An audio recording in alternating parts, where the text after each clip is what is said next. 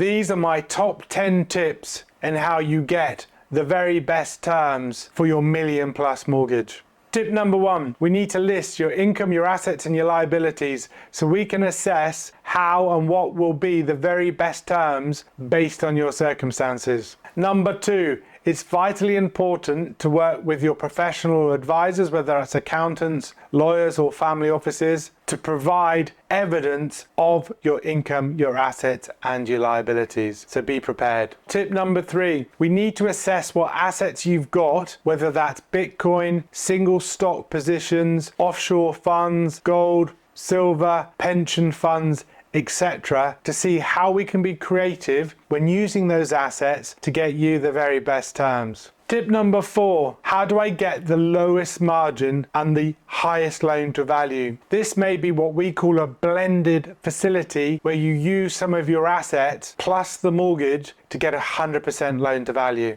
Tip number 5, high street banks will have cheaper money than private banks in terms of margins over base rate. To give you an example, today sub 75% on the high street, you're looking at a margin of 0.33%. With private banks, margins can be as low as 0.85%. Average pricing with private banks is probably in the 1.25 to 2%, depending on your circumstances. Tip number 6, fully understand the options that are available to you, whether that's a fixed rate or a tracker rate, or you can get the best of both worlds. And what do I mean by that? You could have half of your mortgage on a fixed rate, half on a tracker rate. You could even put someone on an offset facility. So it's really important to explore what options are available to you. When looking for a MillionPlus mortgage, you need to calculate all the associated additional costs to arrange your private finance. This may be stamp duty, legal fees, bank fees, professional advisor fees, valuation fees. List them, make sure you have sufficient capital for them so there are no surprises or shortfalls when proceeding. Tip number 8, build an emergency fund or have some liquidity in the background to avoid any unfortunate mishaps that may happen, whether that's a car breakdown, a burst water pipe, or the loss of employment or income that may put you under some financial pressure. So make sure you have some sort of emergency liquidity buffer in the background. Tip number 9, make sure you read the terms and conditions. Most private banks, for example, will lend for a term of no greater than 5 years. High street banks can go up to 40. They are different. Can you overpay? Are there any early repayment charges?